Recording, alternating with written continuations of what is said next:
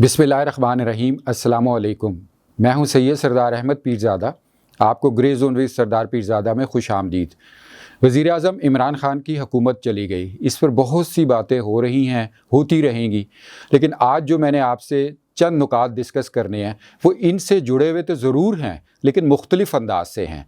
पहली बात ये कि जब इमरान ख़ान साहब की हुकूमत चली गई और उन्होंने एक प्रोटेस्ट कॉल दी अपने जो वर्कर्स से, वो हुकूमत जाने से एक दिन पहले ही उन्होंने दे दी थी कि इतवार की रात को मैं जितने वर्कर्स हैं वो मेरे प्रोटेस्ट करें और सड़कों पर आएँ। इस हवाले से बात की जाए, देखा जाए तो उनकी एक अच्छी खासी तादाद जो थी वो सड़कों पर आई। बेशक एक अच्छी खासी तादाद थी, लेकिन ये कोई हैरानकुन बात नहीं है, ना ही हैरानकुन है और ना ही अजूबा है। इस पर बात करते हैं। पहली बात ये कि आप देखिए कि माजी में जितनी भी हुकूमतें निकाली गई हैं, ये जो गैर आइनी तरीके से इमरान ख़ान की जो हुकूमत गई है वो तो जमहूरी और आइनी तरीके से गई है। पाकिस्तान की 75 साला तारीख़ में पहली हुकूमत है जो वोट ऑफ नो कॉन्फिडेंस के ज़रिए गई है। इससे पहले जितनी हुकूमतें थीं वो या तो मार्शल लॉ के ज़रिए निकाली गई या उनको ज़बरदस्ती कान पकड़ कर निकाला गया, यानी गैर जमहूरी और गैर आइनी तरीके से। और जब आप गैर जमहूरी और गैर आइनी तरीके से निकालते हैं तो इसका मतलब होता है कि इस्टेब्लिशमेंट आपकी इंतहाई मुखालफत कर रही है और आपको मज़ाहमत दे रही है। लेकिन आप देखिए कि जब वो जमहूरी हुकूमतें निकाली गई कान पकड़ कर इस्टेब्लिशमेंट, उस वक़्त की इस्टेब्लिशमेंट की तरफ से, तो उनके निकलने के बाद भी उनके वर्कर्स सड़कों पर आए और जो रेजिस्टेंस थी, जो मुज़ाहमत थी, इस्टेब्लिशमेंट का खौफ था उस वक़्त की, उसको भी उन्होंने खातर में ना लाए और वो उस बेपनाह उन्होंने रेजिस्ट किया और सड़कों पर आए। आप मिसाल ले लीजिए जुल्फ़िकार अली भुट्टो की, यानी जो उनको मार्शल लॉ के ज़रिए निकाला गया और उसके बाद जो एक उस वक़्त की पीपल्स पार्टी में जो एक सिलसिला शुरू हुआ डराने का, धमकाने का, कोड़ों का, जुल्म सितम का और मारने का, जलाने का, बेशुमार ऐसा शदीद उस वक़्त की इस्टेब्लिशमेंट की तरफ से उनके पीपल्स पार्टी के वर्कर्स पर जो एक सिलसिला शुरू हुआ, तो क्या उस वक़्त के पीपल्स पार्टी के वर्करों ने अपनी जो पार्टी थी उनका साथ छोड़ दिया और क्या उन्होंने सड़कों पर आना छोड़ दिया? आप देखिए कि चंद ख़वातीन हों तब भी वो माल रोड की सड़कों पर आई, हबीब जालब आए और बेशुमार लोग, स्टूडेंट क्या, सहाफ़ियों ने कोड़े खाए और बेशुमार लोगों ने उसको रेजिस्ट किया, उस गैर आइनी और गैर जमहूरी तरीके से निकाले जाने का जो एक सिलसिला था। यानी जो वर्कर होता है वो अपनी पार्टी के साथ होता है, लिहाजा इमरान ख़ान के लिए ये कोई अजूबे की बात नहीं थी जो उनके वर्कर आ गए। दूसरी तरफ आप लीजिए, उसके बाद नवाज शरीफ को जब पहली दफ़ा निकाला गया, गुलाम इसहाक़ खान के दौर में निकाला गया, उस वक़्त आप देखिए कि उस वक़्त भी बेशुमार लोग, जबकि इस्टेब्लिशमेंट उस वक़्त की नवाज शरीफ के ख़िलाफ़ थी और सख्त नापसंदीदा से नवाज शरीफ इस्टेब्लिशमेंट के हवाले से, लेकिन उस वक़्त भी जो नवाज शरीफ के वर्कर थे वो बेखौफ सड़कों पर आए और उन्होंने अपने उस वक़्त जो नवाज शरीफ थे, जो उनके कायद थे, उसका साथ दिया। लिहाजा ये इमरान ख़ान के लिए कोई अजूबा बात नहीं है कि उनके वर्कर आ गए, जबकि नवाज शरीफ के भी वर्कर उस वक़्त और पीपल्स पार्टी के भी वर्कर आए।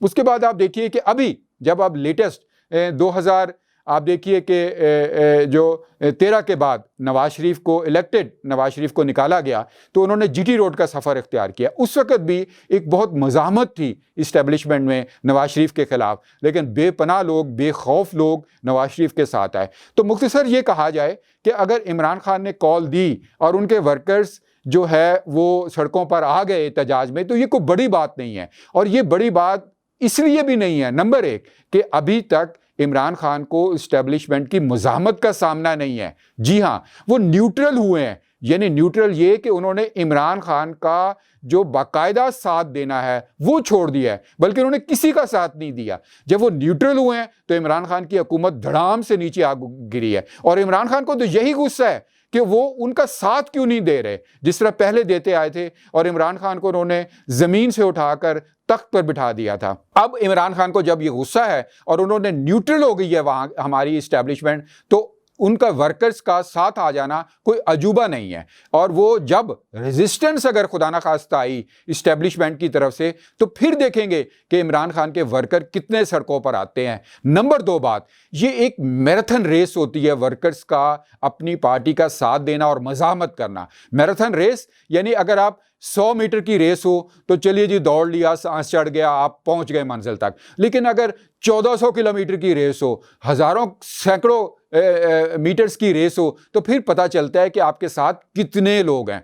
पीपल्स पार्टी की मिसाल दी, आप देखिए कि नून लीग की मिसाल दी, वो मैराथन रेस खेल कर आए हैं मुजामत की। उनको जितनी जितनी सजाएं मिली हैं, उनको जितना जितना उनके साथ उनको कैदो बंद में रखा गया है, इमरान खान साहब को तो अभी शुरू ही नहीं हुआ। और जब इनके खिलाफ एक अगर इस्टेब्लिशमेंट का और एक अदारों का इनके खिलाफ मज़ामत शुरू हुई बाकायदा, अगर इन्होंने कोई ऐसी हरकतें की जिनसे उनको मजीद तकलीफ हुई, तो फिर हो सकता है देखेंगे कि इस मैराथन रेस में इमरान खान के वर्कर कितने सामने आते हैं। तो लिहाजा अभी इस बात को सेलिब्रेट ना करें कि इमरान खान के कल गई हुकूमत और आज उनके वर्कर जो हैं वो नारे लगाते हुए सड़कों पर आ गए हैं। पहली बात ये कि ये दूसरी पार्टियों में भी मौजूद है। जमाती इस्लामी से बड़ी स्ट्रीट वर्कर किसके पास हो सकती है? हालांकि उनकी असेंबली में बहुत कम सीटें हैं, वो भी ला सकते हैं। मौलाना फजलुर रहमान भी ला सकते हैं, नून लीग भी ला सकते हैं। और पीपल्स पार्टी की तो तारीख साबित करती है कि उनके जो वर्कर है वो सड़कों पर अपने आप को आगे लगा लेते हैं, जला देते हैं।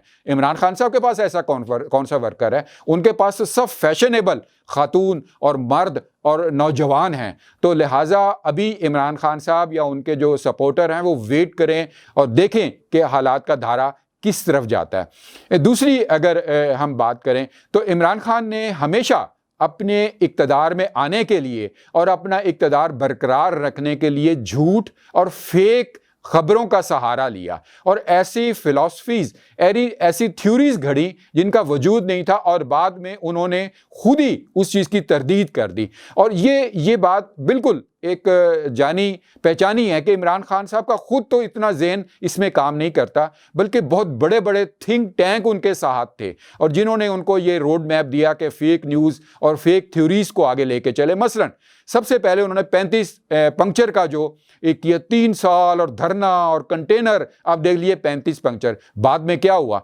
अभी चंद महीने पिछले साल की बात है कि 35 पंक्चर की तरदीद खुद इमरान खान ने कर दी कि जनाब उसका तो कोई वजूद ही नहीं था। तो अब जब उन्होंने तरदीद कर दी तो क्या उनको इस बात की कोई सजा देगा कि जनाब आपने जो 3 साल और उससे पहले जो कंटेनर पे खड़े होकर 35 पंक्चर का जो किया था और कौम को एक हाईजैक कर रखा था और मुंतखब हुकूमतों को जो एक झंझोड़ता और जलजले लाते रहे उनकी ऐवानों में, उसकी सजा नहीं कि आपको मिलनी चाहिए? क्या कोई ऐसा कानून? ये खुद इमरान खान ने तरदीद कर दी है। इसके बाद वो करप्शन का उन्होंने एक बहुत बड़ा मीनार एक तामीर कर लिया फेक न्यूज़ का, जबकि जो बरतानवी हुकूमतें हैं उन्होंने, बरतानवी अदालतें, बरतानवी जो अदारे हैं जो इन्वेस्टिगेट करने वाले, उन्होंने भी इस बात के कह दिया कि शरीफ ख़ानदान पर जो उनके पास केसेस आए और जिसकी सारी जो सपोर्ट और जो तावन था वो पाकिस्तान की हुकूमतें कर रही थी, पाकिस्तान की हुकूमत कर रही थी, उन्हें एक पैसे की भी उसमें करप्शन नहीं मिली। इसके बावजूद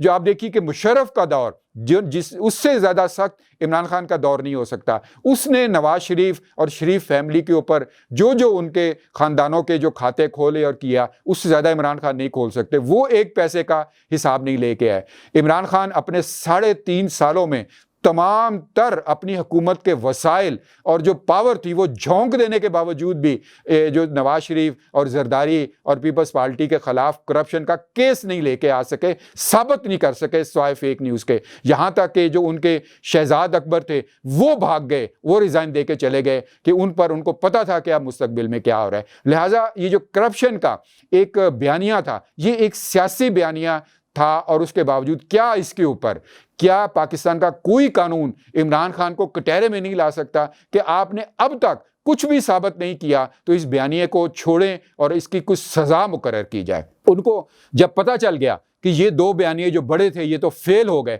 अब उन्होंने तीसरा एक बयानिया गढ़ा कि इंटरनेशनल साजिश। आप देखिए कि इंटरनेशनल साजिश का सबसे पहला जो असर अगर होती तो हमारे वो अदारे जो पाकिस्तान का दिफा करते हैं, वो इमरान खान साहब नहीं हैं, वो जो अपनी जानें देते हैं सरहदों पर, जिन्होंने अपनी जानें हथेलियों पे रखी होती हैं, क्या वो सामने ना आते? क्या वो बख्श देते किसी ऐसे बंदे को जो पाकिस्तान के खिलाफ कोई साजिशी इकदाम कर रहा हो, क्या ये सोचा जा सकता है? तो इमरान खान इस बात को बात करते हुए सोचें कि रियासती अदारे, वो अदारे जिन्होंने पाकिस्तान के दिफा की कसम खाई हुई है और दिन रात अपनी जानें दे रहे हैं, क्या वो बख्शते? उनकी तरफ से भी इनडायरेक्टली तरदीद आ गई कि ऐसी कोई चीज़ हमें नहीं मिल सकी।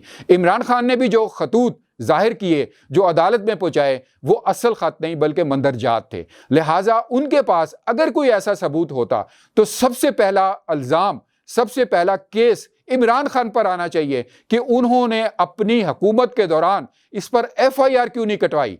उनको चाहिए था थाने जाते, केस कटवा देते FIR। नवाज शरीफ, शहबाज शरीफ, जरदारी, बिलावल, मौलाना फजल रहमान, सबको, जितने 197 लोग उनके खिलाफ जो इस वक्त मुत्तहिदा अपोजिशन है, MQM, क्यू लीग, सबके खिलाफ केस कटवाते, अदालत में बाद में केस जाता, उनकी गिरफ्तारियां करवाते। अगर उन्होंने नहीं कराई तो ये झूठ बोल रहे हैं और इमरान खान के खिलाफ एक केस होना चाहिए। आप देखिए कि वो MQM जिसके घर जाके मिन्नतें करते रहे, उनके लोग तारक बशीर चीमा और चौधरी शुजात के बेटे उन्होंने भी दो MQM के लोगों ने वोट इमरान खान के खिलाफ दिया है। तो क्या वो भी गद्दार है? क्या वो भी उस साजिश में शरीक है? MQM की मिन्नतें करते रहे। अब आप देखिए, अगर इमरान खान ने उन लोगों के खिलाफ FIR नहीं कटाई तो इमरान खान ये झूठ बोल रहे हैं और एक सियासी इस चीज़ को लेकर चलना चाहते हैं और पाकिस्तान की जो खारजा पॉलिसी है उसको दांव पर लगा दिया है। लिहाजा इमरान खान के खिलाफ इस हवाले से FIR कटी जानी चाहिए कि उन्होंने अपनी दौरे हुकूमत में 7 तारीख को उनका कहना था कि ये मामला आया और 8 को और उसके बाद उन्होंने जब 27-28 उनकी हुकूमत रही, जब तक अगले 20-25 दिन उन्होंने FIR क्यों नहीं कटाई। और एक और बात, जनाब इमरान खान साहब, आप कहते हैं कि 7 तारीख को ये केबल उनके पास, ये मामलात अमेरिका में तय हुए और 8 तारीख को जो मुत्तहिदा अपोजिशन है उन्होंने अदम एतमाद दे दी और ये एक साजिश है। आप बताइए कि आप इतने समझदार हैं, अगर आपको ये पता है कि एक दिन पहले आई और अगले दिन उन्हें अदम एतमाद दे दी, तो जो इंटरनेशनल साजिश करने वाले हैं, क्या वो इतने भोले थे कि वो एक दिन पहले देते और अगले दिन अदम एतमाद ले आते और आपके हाथ में एक आर्गूमेंट आ जाता? क्या वो इतने बेवकूफ़ थे? वो जो पूरी दुनिया का एक सुपर पावर है, वो आपसे ज़्यादा बेवकूफ़ निकला। इमरान खान साहब, खुदा के लिए आप बेवकूफ़ बनाएं लोगों को, क्योंकि आपका जो साथ देने वाले हैं, ये हर पार्टी में होता है कि उसके वर्कर ब्लाइंड वर्कर होते हैं। आपके भी वर्कर ब्लाइंड वर्कर हैं जो दलील सुने बगैर आपके साथ चल रहे हैं। लेकिन आप के खिलाफ ये FIR होनी चाहिए कि आपने इतना अहम और एक साजिशी खत बकौल आपने अपने पास रखा, उसको FIR क्यों नहीं कटाई मुत्तहिदा अपोजिशन के खिलाफ और सबको सजाए मौत आर्टिकल 6 के तहत या गद्दारी के तहत क्यों नहीं दी जा रही? 197 जो मुत्तहिदा अपोजिशन के लोग हैं, अगर वो खत सच है, अगर ये सच नहीं है तो मेहरबानी कीजिए इमरान खान साहब, पाकिस्तान को दांव पर ना लगाएं। आपने अगर देखें तो हमारा खारजा पॉलिसी की मैं 2 बातें बता दूं कि आपने किस हद तक नुकसान पहुंचाया। एक तो इस खत के जरिए, दूसरा आप देखिए कि हमारा जो PIA था, जो इंटरनेशनल एक एयरलाइन थी, उसको आपके वज़रा ने, आपके जो हवाबाजी के वजीर थे, उन्होंने कितना उसको नुकसान किया, पूरी दुनिया में